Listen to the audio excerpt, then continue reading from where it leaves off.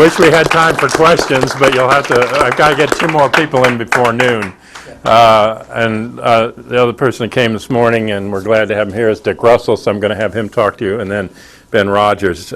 Carol Tyler, who was mentioned in your chapter, personal secretary to Bobby Baker, was also a secretary working for Senator Smathers in Florida, who's tied to the mafia ring down there with Tatum Chubby Wooford and the people that took Nixon gambling and later scandals. And at the time that she worked for Smathers, 2 other people worked in the office as secretaries. One had been a stripper for Jack Ruby in Dallas, and the other is a woman named Mary Jo Kopechne.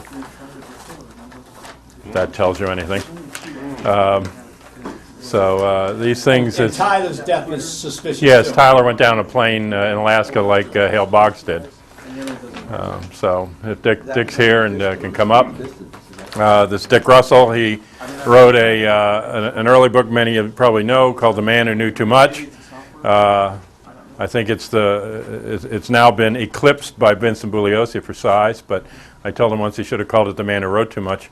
But Dick Russell's also just recently released a lot of his other investigative articles in a compendium called On the Trail of the JFK Assassins. So. If I may say one comment, because in my manuscript I've written about you, and your man who knew too much, and to me, one of the most poignant things in your book is the fact that Homer Thornberry becomes the judge in the case, and he took Johnson's place in Congress. Johnson called Thornberry twice before the trial took place, and they switched judge. Homer Thornberry was not supposed to be the judge. There was a switch made. And so that shows you that what this man has written is right on the money, because it ties right into what I'm talking about. Thank you, Ed. Okay, so see you. give me help. Thanks, Ed. Okay. Well, good to see you all. Oh, you want to put a mic I'll on me? attach it for you. Go ahead. That'll be inside, this will be outside.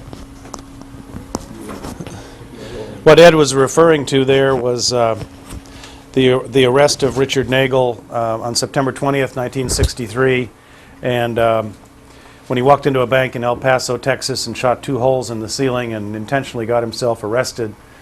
Seized from his car that day were 2 notebooks. One of them surfaced eventually in 1975, which was what sparked my interest in Nagel originally. And in that notebook there were listings for the Fair Play for Cuba Committee, for the Cuban Embassy in Mexico City, and that led me to Nagel's doorstep in 1975 and eventually to my book, The Man Who Knew Too Much. And the judge who came into the case, Homer Thornberry, after Nagel was arrested, he was railroaded through prison for 4.5 years.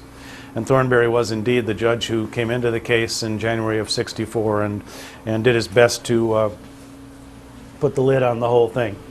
So I'm going to visit with you a little bit today about, last time I was here in Dallas was in 2003 for the 40th anniversary, and I don't know if any of you were here, but Jesse Ventura, who was the wrestler who became governor of Minnesota, was here that day, and he was the only public official actually to speak on the grassy knoll and or on the at Dealey Plaza, and he's long had a lot of suspicions about the case. I gave him my book that day, and we ran into each other a few years later in a bar in Baja, Mexico, of all places, where he had just moved, and I was writing there over that winter and then also the following winter. So this led to a collaboration, and they have the book in the back. My book previous to this one, On the Trail of JFK Assassins, was a book I did with Jesse Ventura called Don't Start the Revolution Without Me.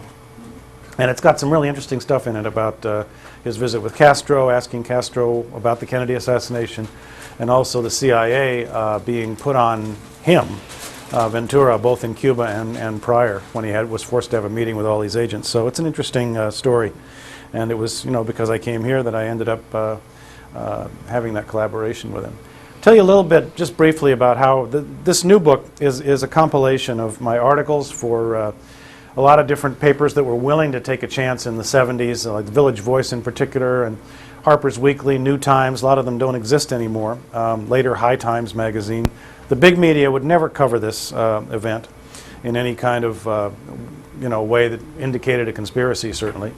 And I have a chapter about that and some of the big media's ties, in fact, to the CIA that were revealed back in the 1970s by Carl Bernstein, the reporter who did the Watergate, broke the Watergate story.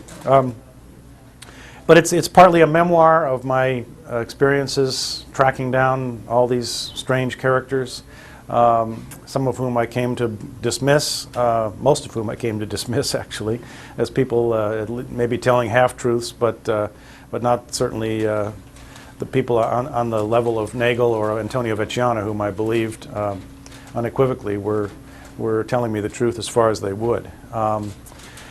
So it's part memoir, part a compilation of my articles, and part new investigative material that I developed after my first book came out in 1992.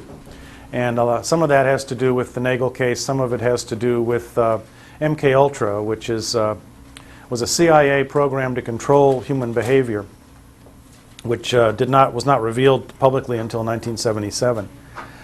I originally became interested in this, well, as a kid. I mean, I was in high school. I was a junior in high school in Kansas, actually, when President Kennedy was assassinated. And I wasn't that political at the time. Of course, the weekend affected me, as it did every American, greatly. But I didn't pay, any investigative attention to it until much later.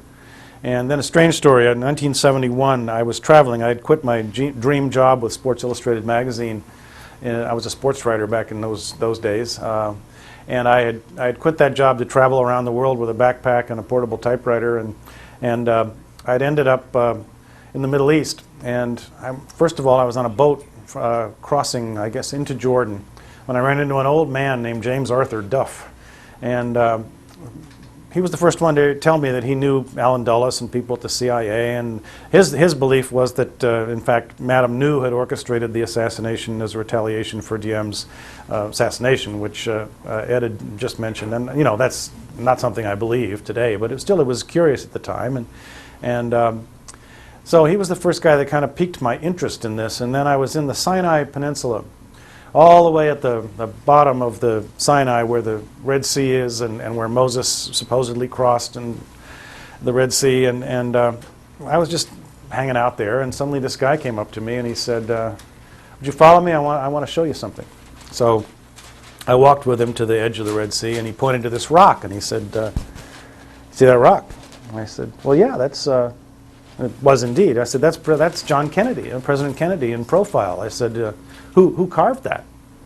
And he said, no one carved it. It's always been there. And he walked away.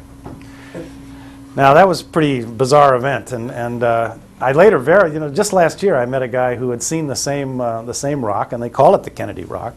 And in fact, it has been sculpted by the wind over the centuries. And anyway, all this kind of led me to, in 1975, I was freelancing in New York and remembering these experiences when I was working for the Village Voice, and they sent me out to San Diego to interview Professor Richard Popkin, whom some of you may recall. He wrote a book called The Second Oswald, and quite a significant book in 1965 or 6, I believe, which was the first book to point out that there were all these multiple sightings of Oswald in different places, and there probably were at least two people involved. So Professor Popkin at that time was claiming that he had solved the Kennedy assassination, and I flew to San Diego to do a piece for the Village Voice, and it was a crazy few days. I mean, all these different media were coming in, and the professor was totally over the edge with all this, and I wrote kind of a tongue-in-cheek, I didn't really poke fun at him, but it was a piece that I couldn't really reveal what he'd gotten into. I mean, it was a fun cover story, headline, Dear President Ford, I Know Who Killed JFK. But the truth was that Professor Popkin really was onto something, and I think he was onto two different things that were both extremely significant. One of them had to do with a guy named Luis Castillo, who had been arrested in the Philippines in 1967 for allegedly plotting to assassinate President Ferdinand Marcos. And his behavior was very strange, and what ended up happening was that Castillo was placed under hypnosis by a man named Victor Arcega, whom I met, who was an expert in hypnosis, and ended up deprogramming him, so to speak, discovering that certain key words like sand and flowers, these kind of innocuous words would trigger Castillo, suddenly in a trance, bringing out a gun. And I mean, it was very strange stuff, but there were hundreds of pages of transcripts of these interviews that the hypnotist had conducted with Castillo.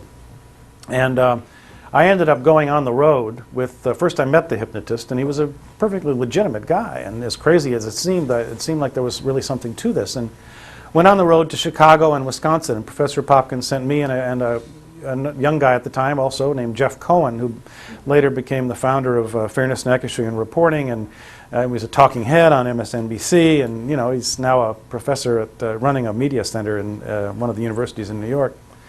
And Jeff and I, we called each other Slim and Ryan. We had code names, and we were sort of on the road tracking this Castillo character down. And indeed, we found his that all these places he said that he'd been, that he'd worked in Wisconsin, all these things that came out under hypnosis were all true. The people actually lived there who he claimed were his programmers. We ended up interviewing his mother and then his ex-wife. And they also verified that Castillo was definitely some kind of agent, that he'd gone to the Philippines. And now, as I said, the MKUltra documents had not, what few remained, most of them had been destroyed by CIA then Director Richard Helms in 1973. The few that remained were released in 1977, and that was the first we knew about such things actually being real. And but one of those documents indicated that Castillo, well, first of all, the documents showed that Bordentown, New Jersey, a reformatory there, had in fact been a location for MKUltra experiments on kids or young, juvenile delinquents, and that they'd done this kind of thing. The documents had surfaced showing that there were various places in the U.S. where the CIA had been conducting these kind of experiments on young people.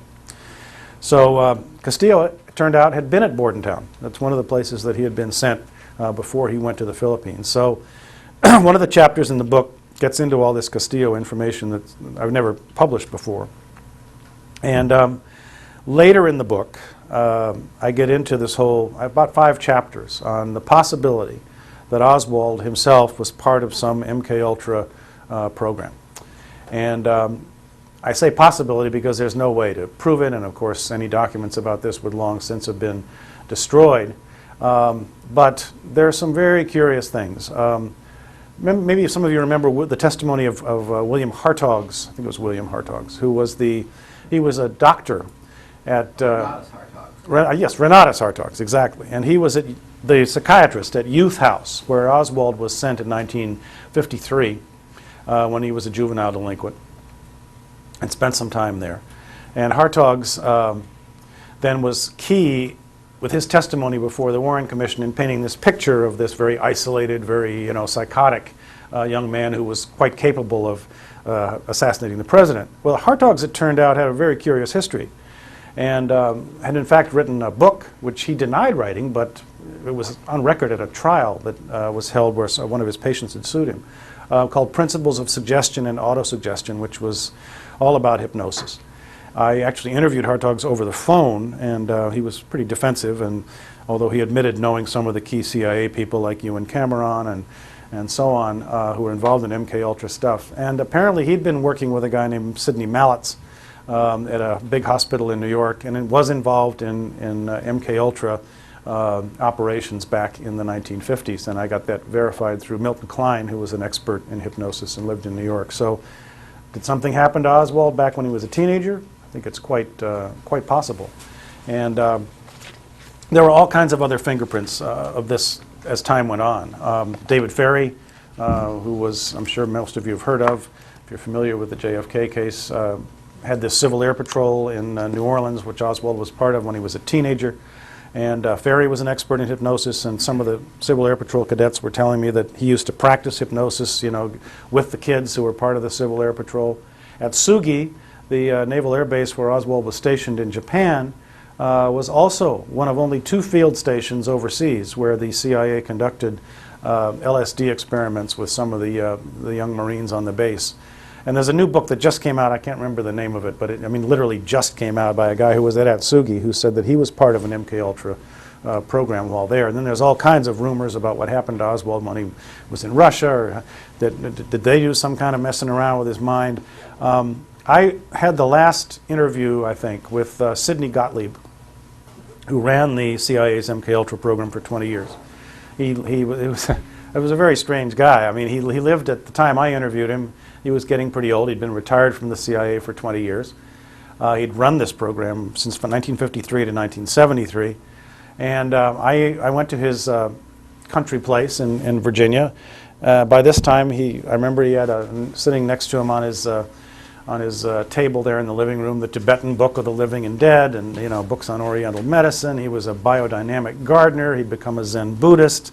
I mean, the guy had taken 60 or so acid trips in his youth, so this could have influenced him later on. But at any rate, we got along very well. He'd started a commune. I mean, he was a really interesting old guy. And in the course of our discussion that day, which I taped, and I have a long chapter about this in the book, he talked about.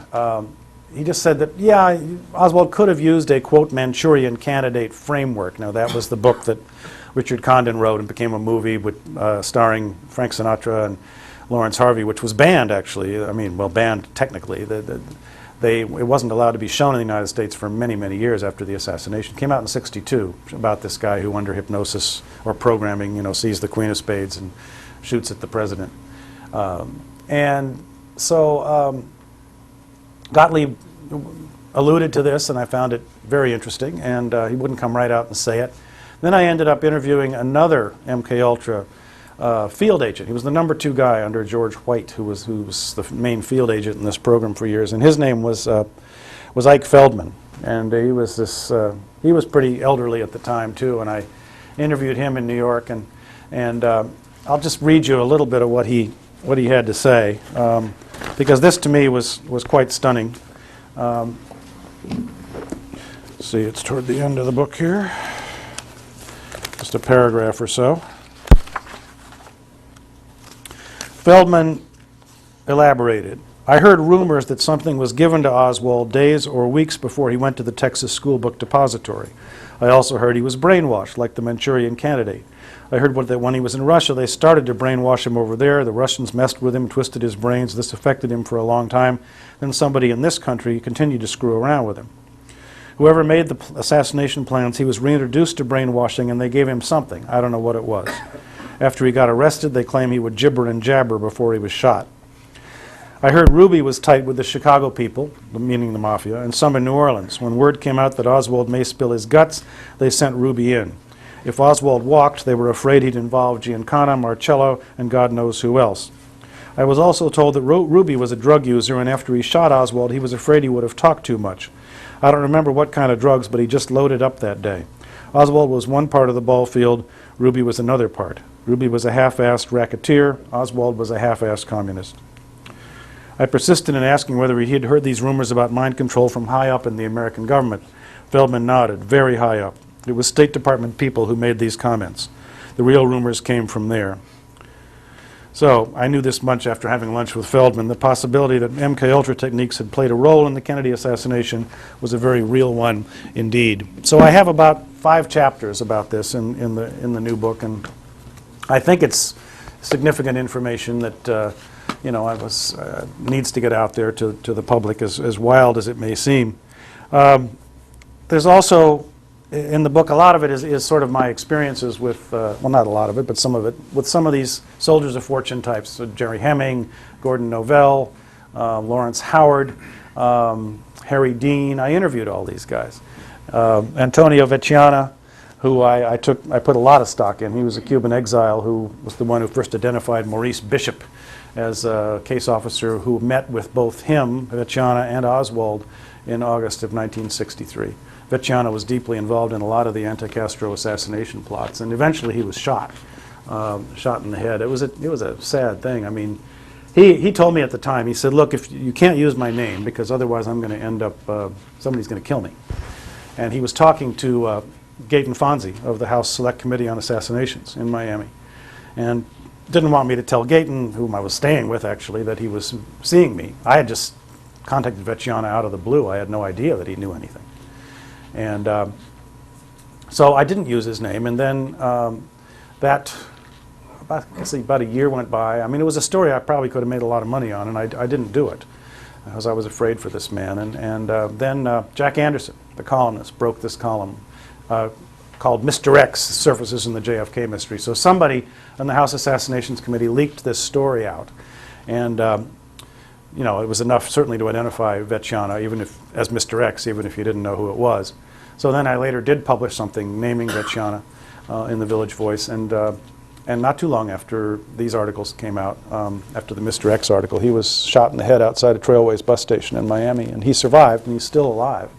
But he talked much less after that, and obviously for obvious reasons.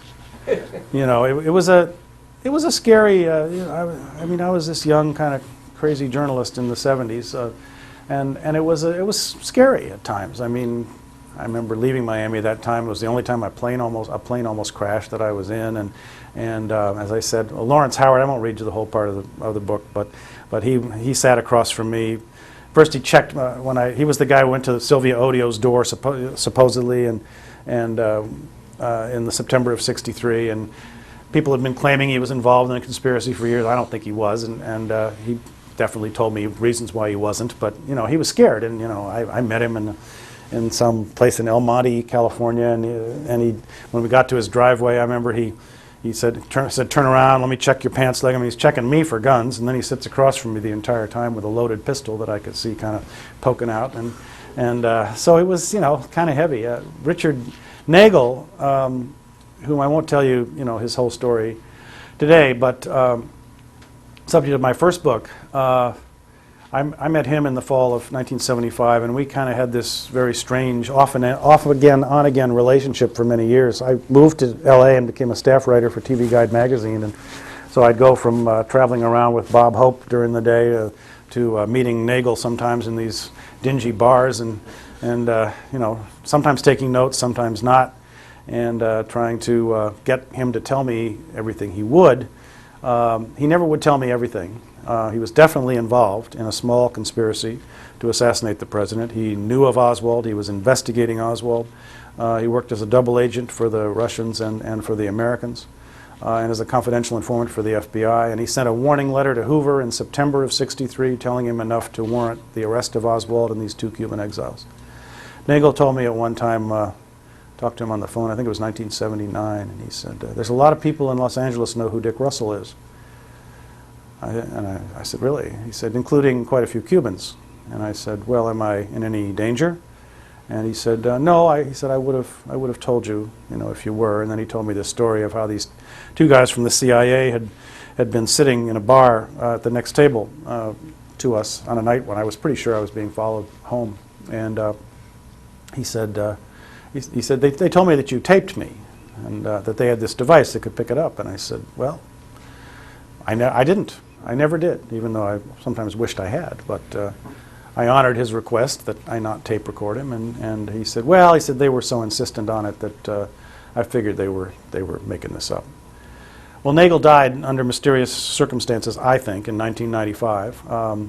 The very week that I had given a talk in Washington before the Assassination Records Review Board, which was then, you know, releasing all these records, and they were there at my talk, and they decided after that to subpoena Nagel and get his testimony on record, and along with whatever documents he might be willing to give them. And the very day that subpoena arrived in his mailbox in Los Angeles, he was found dead in his house. And I got a call from Pete Noyes, newsman with KMBC in LA, who told me this, and I was pretty shaken up by it. I mean, you know, I'd just given this talk. I knew that they were subpoenaing him, and I also knew that his son, from whom he was estranged, probably didn't know, so I ended up calling his son and breaking the news to him. And you know, it was a wrenching time. And the son went to Tucson, where they had found in Nagel's apartment that there was this list of where he had all these trunks that he was keeping there in this storage area in Tucson. And one of them, he had said, was a purple trunk, which was the one that contained a lot of significant documents that would surface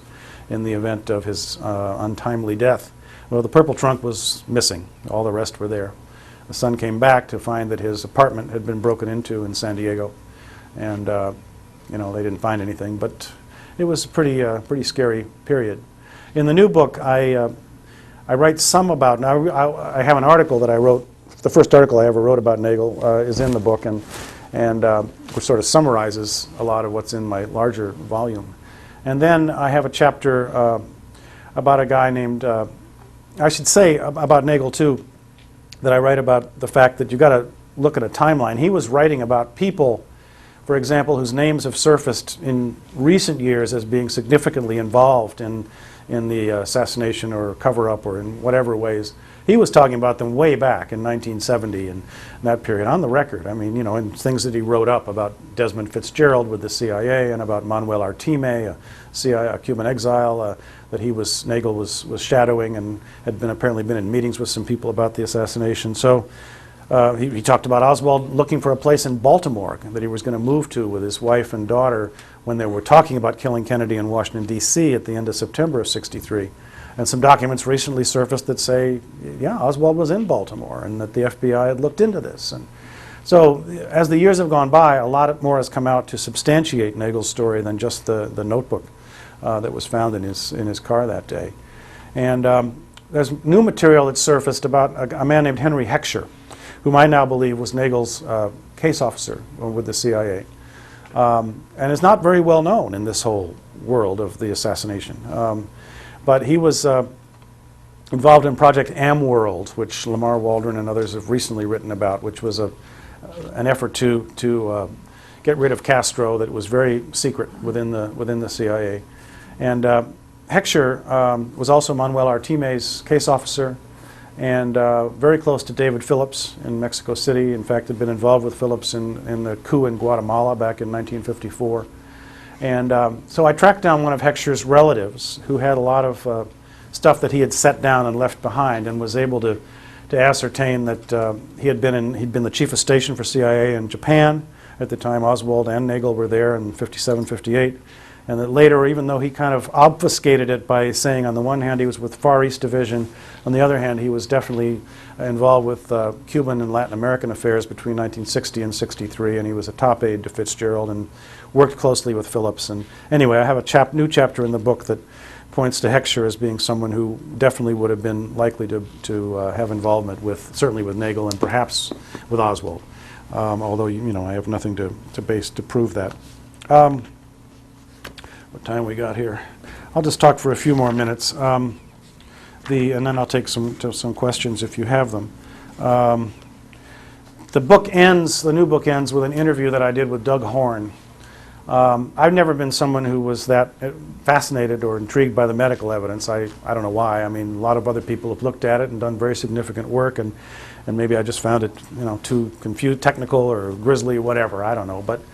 But Doug Horn is a guy who was with the Assassination Records Review Board and was in charge of reviewing the medical evidence and also interviewing, getting depositions from the autopsy doctors, Humes and Boswell and Fink. And he just came up with some extraordinary analysis, a whole timeline that shows there were 2 autopsies that night. There was a fake one that began around 6:30. Then there was another casket that came in for the official one. There was a whole substitution thing going on with the president's body. And he elaborates on it to such a degree that I think there's no doubt that Horn is onto something huge. 2 autopsies, 2 brain exams. Talks also about the Zapruder film and how it was quite likely altered that weekend at a CIA photo lab run by Kodak in Rochester, New York. I'm not going to go into all the details right now, but I ended the book with that because I think it's extremely significant. And so I guess I will open it up for questions at this point. A couple other things I'll mention to you that are in the book. One is a chapter about Marina Oswald Porter, whom I got to know after my first book came out, and ended up bringing her under the auspices of a wealthy friend in the Boston area, bringing her to Boston in 1993, and we had this huge meeting at my house with lawyers, a bunch of lawyers there. I mean, Marina at that point really wanted to get this case reopened, and she was convinced that her late husband had been wrongly accused, and we had this big meeting around my fireplace. Jim Lazar was there, and Gaten Fonzie, and Daniel Ellsberg showed up that night. It was a pretty amazing day, and the sad thing was none of these great minds could come up with a way that the case could actually be reopened at this late juncture. And I remember the end of that night, a violinist friend playing Song of the Lark, beautifully, really for Marina, and a lot of us had tears in our eyes because it was. I think she came away feeling like the whole effort had failed, and you know, she it just wasn't going to be able to happen. So that's a story that I think is, you know, significant too, that she's feels this way after initially believing the Warren report, and of course being just, as she said, I was a zombie in those days when, after the assassination, when everybody was grilling her and FBI agents were trying to fool around with her. I mean, you know, it was not a, you can imagine, a fun time. And on a lighter note, I tell the story of my visit to KGB headquarters. In 1991, I went to Moscow to cover.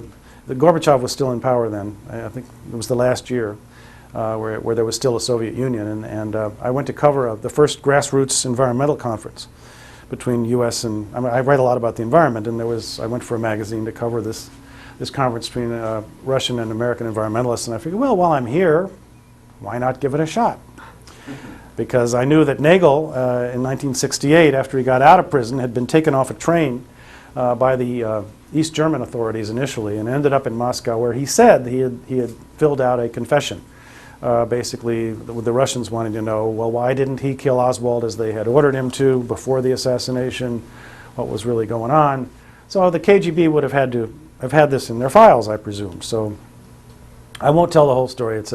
But I ended up taking a young woman who was with an environmental group who spoke fluent Russian with me to knock on the door of the KGB, and the cab driver just couldn't believe it. He said, "Lubyanka?" I said, "Yeah." He says, on this street no one even passes. And then he said, "In this building," he said, "there are," he points to the building finally, the long street, long block of KGB. He says, "In this building there are as many floors below as there are floors above." Well, that kind of freaked me out a little bit too. But when I finally got in, and the ruse that I used to get in was I knocked on the door, and this soldier, it was a side door, the cabbie took us around it, not to the main entrance but to a side door. And so this soldier came and answered, and I said I was an American journalist, and I was here for my appointment with Major General Alexander Karbynov, whom I read about in National Geographic. KGB had hired a PR guy. So of course I'd never had no appointment with Major General Karbynov, but I thought maybe it sounded good. So they didn't know what to do, and they were very flustered, and they let me in. And eventually, this guy came and took us into the main entrance to KGB, and when they started asking me questions, and did you? Well, it's all being translated, of course. And how do you like Moscow? And I said, oh, I like it very much. I went to Red Square, and I went to the cathedral, and and of course Lenin's tomb. I saw Lenin's tomb. That was really great. And then they asked me what brings me here, and I didn't really want to answer in front of all the guards and the soldiers and everything, and I never had to, because just then at the top of this long flight of carpeted stairs, the doors to the elevator opened, and this guy just stood there looking down. Finally, he walked down and said, "Would you follow me, please?" And luckily, the elevator went up, and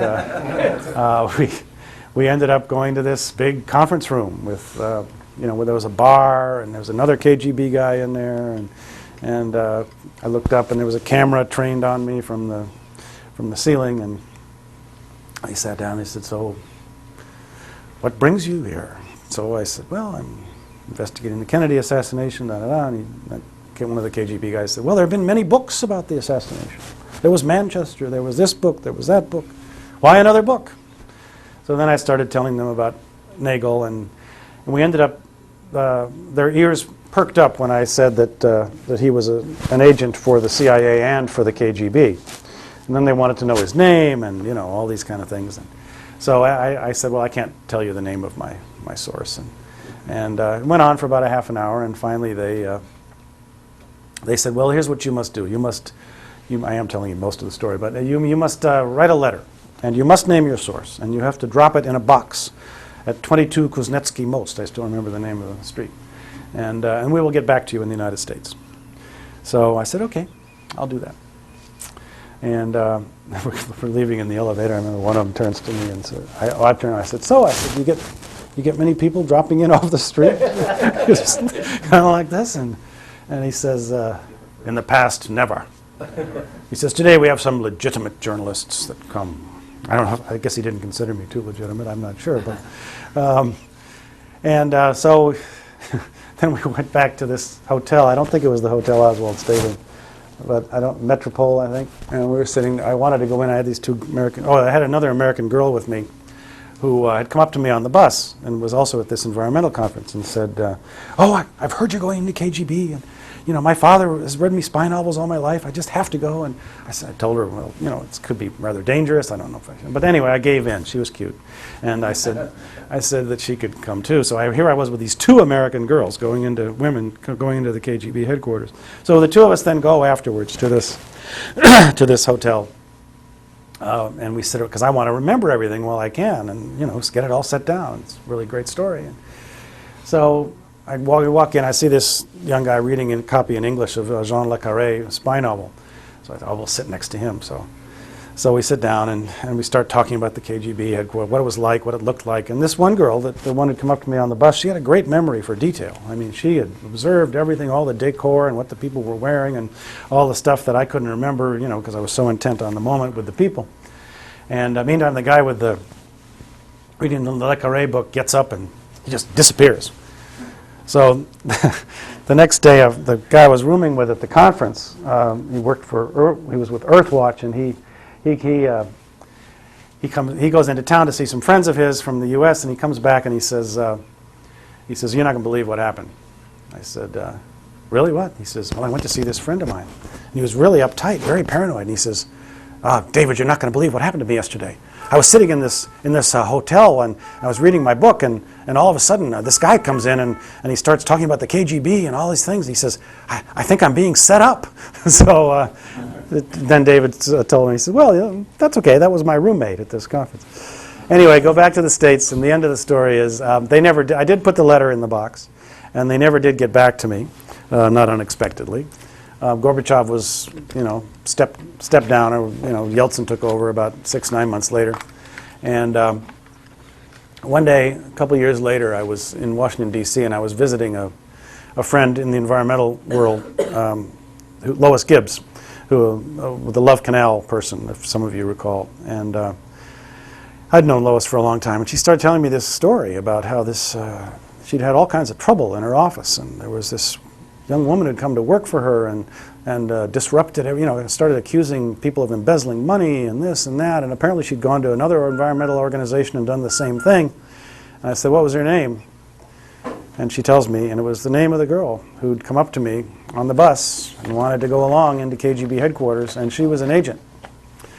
So I'd let an agent walk in with me to KGB, and I was stunned. I said, "My God, Lois, I got to tell you this story." So anyway, I just told you that whole chapter of the book, but it was quite. So with that, I guess if we have time for a couple of questions, I'll answer them. What's the name of your book again? The new one is called On the Trail of the JFK Assassins. They're selling it, I guess, in the hallway. And the first one is called The Man Who Knew Too Much, which came out in 2003 in a revised edition. Yes? Were you a stringer for Sports Illustrated or full-time? I was a full-time reporter. So you went from college straight to that? I actually got hired by them after my junior year. That's pretty impressive. That's the granddaddy of sports writing. I was a sports writer before I got into Were you? Yeah. Yeah, I know. And it was, I was every summer they'd hire an intern, and I was in Kansas, going to school, University of Kansas, and I was writing sports for everybody, sporting news and you name it, and I was good. I mean, they hired me, and then they hired me full time. But in those years, suddenly my whole life had been sports, and then my interest had begun to change. I woke up one day and realized, wow, there's a Vietnam War, there's a civil rights movement, there's Robert Kennedy, So I quit after 7 months full time and just took off with a backpack and a portable typewriter and traveled around the world for a year and a half and never looked back.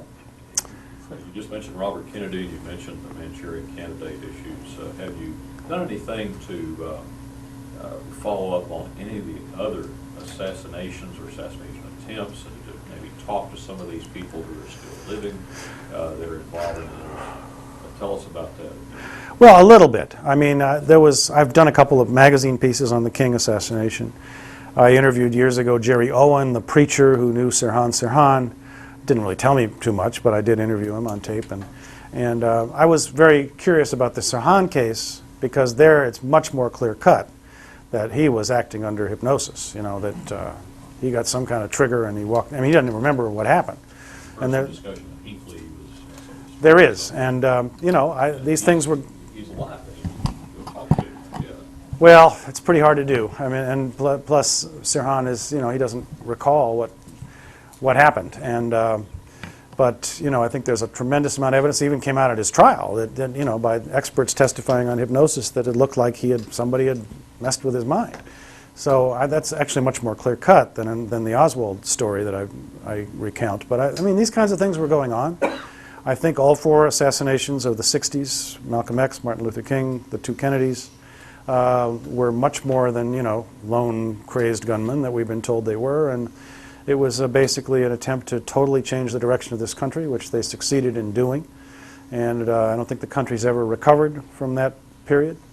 And that's why, I've been obsessed at different times in my recent life with trying to get the truth out about what happened. And I think it'd be a huge public service to know all the truth about that. So. well, I don't know that we ever will, unfortunately, but I wish I could say, oh yeah, somebody's going to solve it or somebody's going to come forward and talk, but it hasn't happened yet. And but now I feel anyway like we have the country has a new chance with Obama as president, and I just hope that they protect him because there will be forces out to get him for sure. Yes. You heard Dr. Weck say he didn't believe that the body was altered, but you think there were 2 autopsies. Other than body alteration, could there have been any other reason for the 2 autopsies? As I say, I don't know. I mean, I'm not an expert in the medical evidence. Certainly, I've never looked at it like Dr. Wecht or many other people. So, I'm basing what I put in the book. There's an interview with Doug Horn, who I think sounded very credible to me, and I felt like his story ought to be out there on the public record. So I personally can't think of another reason there would be. But if there were, and Doug Horn made a good case for it, then something clearly, a big cover-up was going on with the military right from the very beginning. Could be that they were just trying to remove bullets other than the Mannlicher Carcano. Well, that's possible. Yes, absolutely. Dick, I hate to cut the questions off, but I've got to try to get Ben Rogers in. Oh, yes. And then are you going to come up the knoll with us? I will, yeah. Okay, so we'll have a chance to keep talking to Dick, Yeah. but thank you so much for... Okay, glad I get down. Thank you. How do you get it off? You can just take it off. I can't see it. And this is Ben Rogers. He's the curator at the Pogue Political Library at Baylor University in Waco, Texas, who's been gathering together an amazing amount of work, a great collection based on donation of materials from Penn Jones archives and work. And Penn Jones was an early investigative reporter in the Midlothian Mirror, who was here on the day the Kennedy was killed, went to the luncheon, and then drove back to Dealey Plaza and began an investigation then that led to 4 books, Forgive My Grief, he called them, and numerous essays in the Midlothian Mirror. And he was famous for tracking the witness deaths. But this collection not only has his material, but it's getting material from Jack White, I know, and a lot of other people are starting to donate things from out here at the Texas end. And Ben works with a lot of students in library science, and I know one of the things, he's got an amazing collection there of scanned covers of all the newspapers in the country on 9/11, full-size scan machine, and a really interesting website that you need to go to. So I asked him to come and update us, and then sometimes we arrange a drive down on Sunday to see the collection after we end our conference. So put this on you. Hopefully that's good enough. Is that good enough, Ralph? Now the sheet in your hand is the backup in case the PowerPoint doesn't work. It's going to work. I've given you a card here. We are a congressional archive. We have the papers of 12 U.S. congressmen, papers of former Lieutenant Governor Bob Bullock, several Texas legislators, some federal judge Sam Johnson, some other judges. Then we have then we have papers of the Kennedy assassination, papers just about Kennedy's life in general. We have the 9/11 collection. We have an editorial cartoon collection, which we have a big exhibit on now. And there are probably 15 or 20 ancillary collections to the congressional collections and legislative collections. We're putting up a new website on JFK. We're transferring everything in the library from the old HTML to a new CMS, which is much more constrictive, and we're not happy about it, and it's not very pretty. But we're going to show you what we've got today and invite you to come down. I put the website address on here. Oh, okay. I'm sorry. Okay. If you want to know, I'll advance it. Yeah, I'll go. So there's the information you have there, and the next slide is what the website looks now at the moment. Along the left-hand side of the names of everybody that we have collections for, which I can't read. The first thing up there, we'll go to the next page, which is newsletters. It's just my eyes. These are screenshots and not the clearest things in the world. The newsletters, we've tried to collect as many assassination newsletters as possible. We have over 40 titles now. There are 822 issues. And if you look at the next page, you can click on a title in the list and it will go to a list of those issues we have. We put the issue there and the first headline for that issue. So you can, by Google, go by topics, will give you the topic also. And then if you click on any of those lines, the next slide will show you, it will give you the cover of that newsletter. So you can see what it actually looked like. We have photocopied all the newsletters and put them in the notebooks. So a researcher comes in, they don't have to use the original newsletter, they can use the copies. The next slide, we've done the same thing with magazines. We have 420 magazine articles. They start in 1959, they go through 2000, I think. I'm not sure how far they go. If you click on a year there, you will pull up the next slide, which is a picture of the cover of each magazine along with the title of the article that's in that magazine related to Kennedy. These are general interest magazines, not specifically assassinated related, but we're appealing to secondary school children as well as university students as well as researchers all over the country. If you go to the magazine section, you can download the whole file and go to your local public library and pull up these magazines. You don't have to contact us for them. The newsletters would be much more difficult to find at a public library, but you can contact us and get copies of those. After the magazines, then we've put some JFK links, and if you've Googled, you know there are hundreds of thousands of JFK links. So we pulled a few together by subject matter. So you can go to a particular subject, they'll give you some half a dozen or so links to JFK-related materials. And if you know good sites that are not there, let us know and we can add them to them. If you click on any of these, then you'll go to the main headline. And we didn't put 100,000 there. There's only maybe 30 or 40. And the next slide shows you the site for Jack White. He's in his 80s. He's a photo analyst, testified with the House Select Committee. He also was a consultant with Oliver Stone's film. But he's now into September 11th photo analyst research. He lives in Fort Worth. I go see him every 2 or 3 months and take back another load of papers of his. And we copy everything that he has. Unfortunately, right now we're working on his correspondence. He had to throw it in the box filing system. If he got a letter, he read it and threw it in the box. So we're slowly getting those boxes from him and arranging them by correspondent. So if you click on the first thing up there about Jack White, and then it'll tell you correspondence. We have the correspondence that we've separated so far alphabetically, and it tells you what is in the file, not just correspondence, because a lot of it is manuscripts, a lot of it articles, whatever people send him. We've listed it on the website. Right now we're working on 4 more boxes, and I have 3 boxes waiting.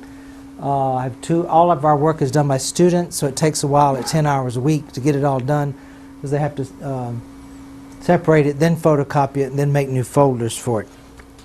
We've already done 174 videos from Jack White we've converted to DVD. We've also converted 120 cassette tapes to MP3 files. Most recently, we finished his 61 tapes on the House Select Committee recordings. I could not find anyone on the internet that had converted those from cassette to a digital file. And we have copies of the House Select Committee broadcast from Jack White, Penn Jones, and A Lady in California. So we have 3 chances of getting that off of PBS at the time. Where are we now in the slides? Correspondence, and then after correspondence, we have a thing there about cassette tapes. When he clicks through that, you can see that and you can go to all this online and read it a lot better than here. But all the contents of the cassette tapes are listed, and there are a lot of interviews with people that Jack White got from other people. He didn't do them himself. We have the videos, we have the cassette tapes, and we have similar materials from Penn Jones. We didn't have a slide of that. I presented that here before, but we've completed the Penn Jones papers, and the entire finding aid is listed on the website. All the manuscripts, published and unpublished, all the newspapers, all the cassettes and films that he had, plus his World War II correspondence. Now, on Gary Shaw, he loaned us a number of newsletters, and all of those linked to the other list of newsletters, and we have some other materials of Gary Shaw to put up there also. But he gave us a newsletter called Truth. It was just mimeographed in purple ink. And that particular newsletter, instead of just the cover of it, we did the entire newsletter, and that's on the website. I think it was done in Europe. The list that's online will tell you who published the newsletter and their address at the time, and whether we have it on microfilm or the hard copy. So after Gary Shaw, the next slide deals with JFK Lancer, our compatriots, and they have loaned us materials also, some of their cassettes, videos, and microfilm. So we have a list for those also. Now the next entry on the list is a little unusual. It's Marguerite Oswald. Her papers are at TCU. We've contacted TCU and gotten a list of the finding aid. So we have it cataloged in our library. You don't have to go to TCU. You can contact us about that also. If you come to us to research, you can see what they have. We've also contacted Texas Tech and have a copy of the finding aid for Wagner Carr and his papers related to JFK. This on Marguerite Oswald is the book Aftermath of an Execution.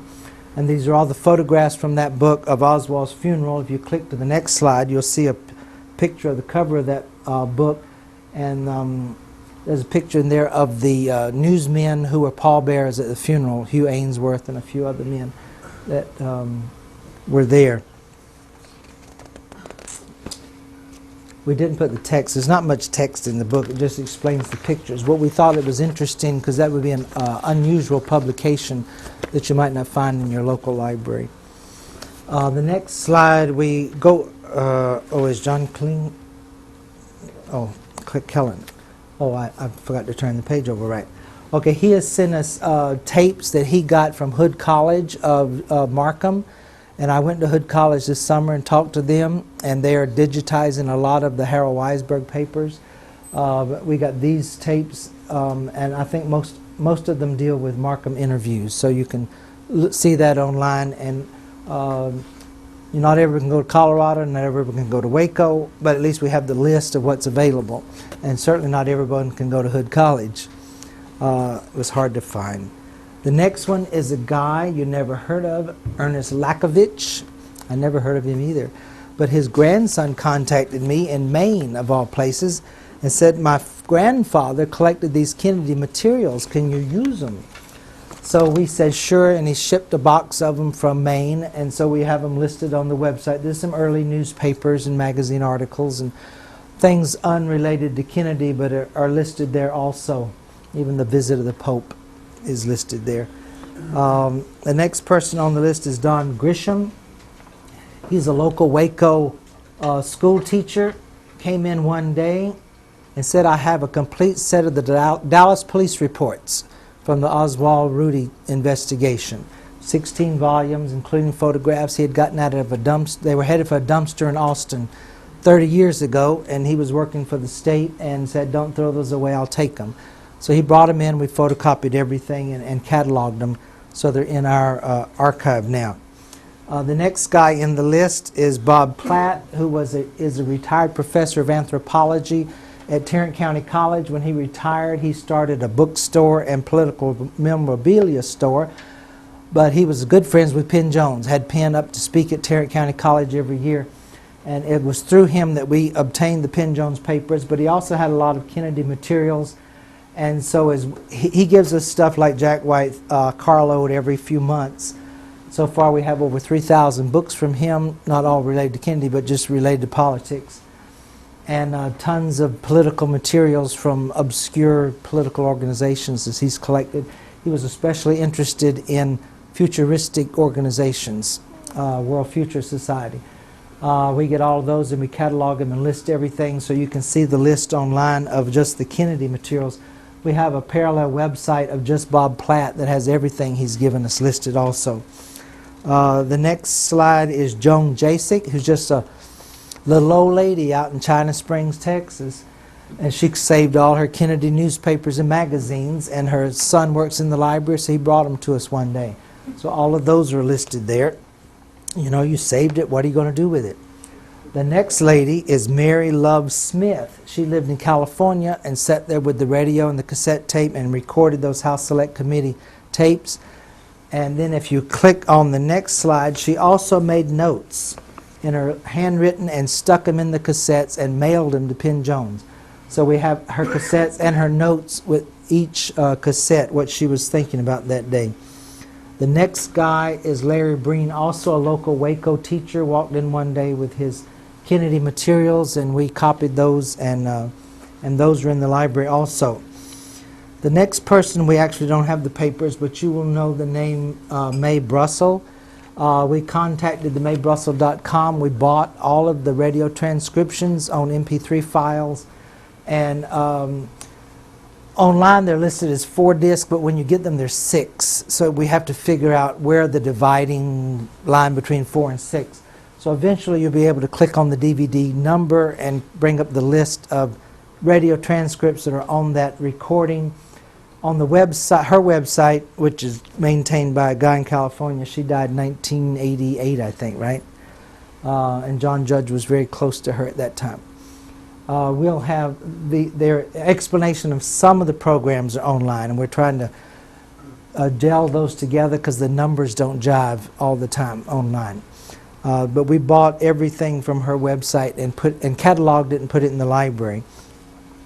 The next one is a site called paperlessarchive.com. They have put together 1,600,000 public information documents as well as historical documents on 278 titles, subjects. And we have bought the entire archive on 15 DVDs in a PDF format. And we went online and copied the next slide. Oh, here in this section we've just done the JFK related materials. There's also a link there to all 278 files by topic. And when you go to the site, you can pull up a page like this for all the 278 topics. We've copied those, put them in the notebooks. If you come to research, you don't have to go online to look at that. You can look at it in the notebook. These are FBI files related to the Kennedys, Secret Service files, CIA, NSA, and other files that we can have access through the library. They're not expensive. Anybody can buy them. But we put them there, and so we're trying to archive the past for the future. No one lives forever. I'm not going to work forever. But I've started the archive. And also in my bag, let me see the bag. Where did I put the bag? Right here. There's another handout. I'm not sure I have enough paper. Oh, I'm wired, aren't I? I may have pulled it out. Did I pull it out? No. Well, it may come off. Let me see. Okay. Yeah, one came off. Okay. I'll send copies of these to John Judge in PDF format, and he can distribute them. I thought I had more copies than I do. I've done a newsletter And then I've also done a list of all of the assassination newsletters with a list of which files are missing. And if you know where some of these files are, or you have some of these newsletters, let us know so we can get copies and add it to it. There's also a commercial here if you need a copy of Forgive My Grief. I'm in contact with the Jones boys, and Michael will be at the Grassy Knoll today, and you can meet him. So I've talked fast. I hope you got it all, but I've given it to you in your hand, and it's online. So, so we back on schedule yet? Yes, sir. Where you have a cassette tape where you've made this into an MP3 file, do I have to go to your library to listen to that, or is this made available to listen to online? Or Well, will it be online where I can have it? it's a lot of material to put online since we only have 2 students working on it, and everything's done by students. But probably if you found something and it was listed, we could probably put the MP3 file in an email and send it to you. I imagine some of those would be pretty large to attach to the Yeah. email, but, Well, we could even burn a CD and mail it to you. okay. So, Name Russell refers to Joe Jostein. Oh, Yeah. that's- Rocket Joestin. and there's a That's, you don't have, we have most of his paper manuscripts. The earliest was a 2-volume set on how LBJ assassinated President Kennedy. So we have that, and we have a number of other manuscripts he wrote. But there were some published things too. You would know, yeah, you would know more about that. But we've tried to get all of those early things because they were done in Europe in the '60s, and most of them were mimeographed and self-published somewhere in Europe. So we try to do those, and we catalog them. So we have the manuscript is cataloged.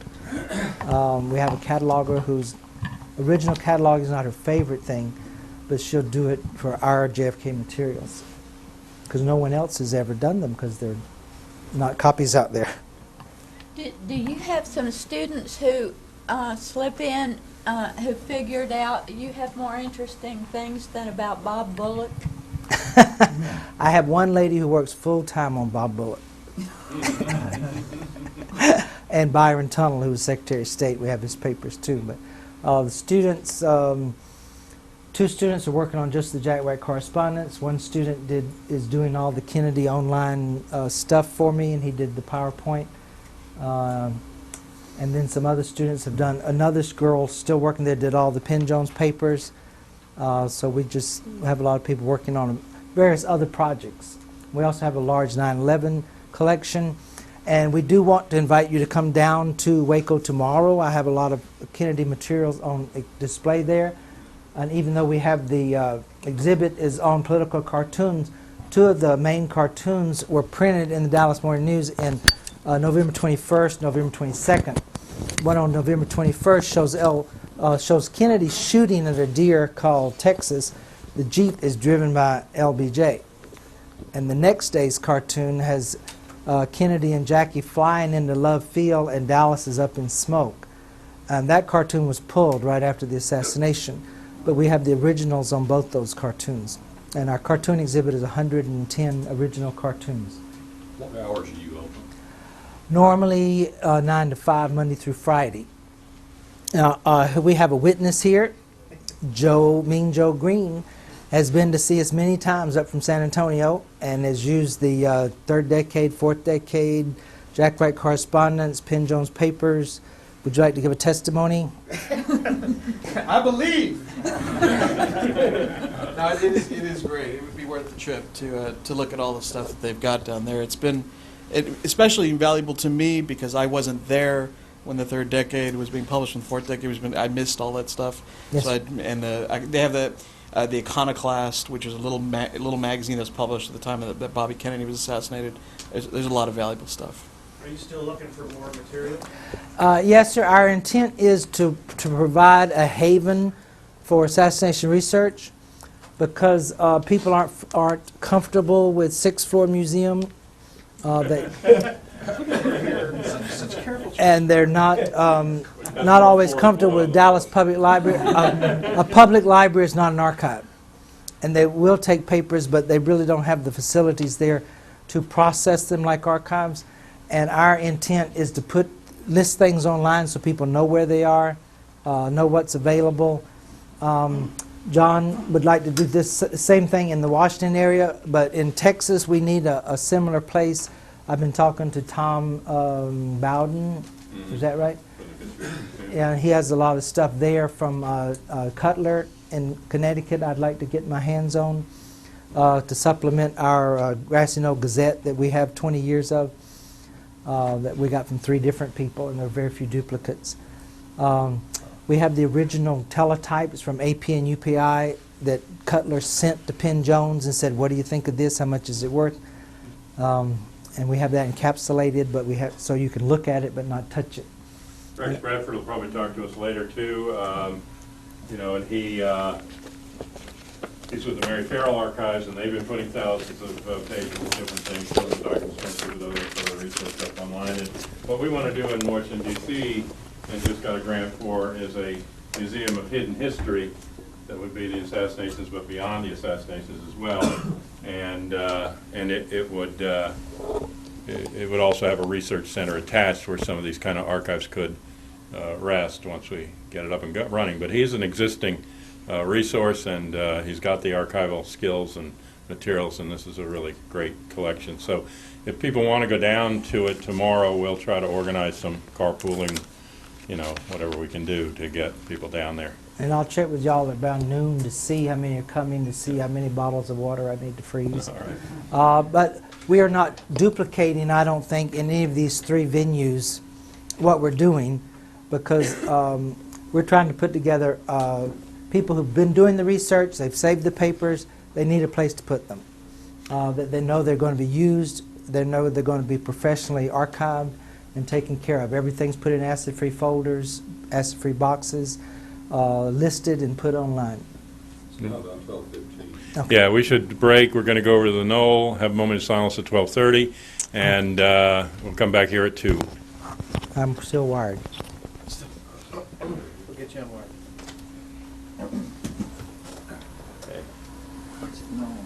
Which way does this one go?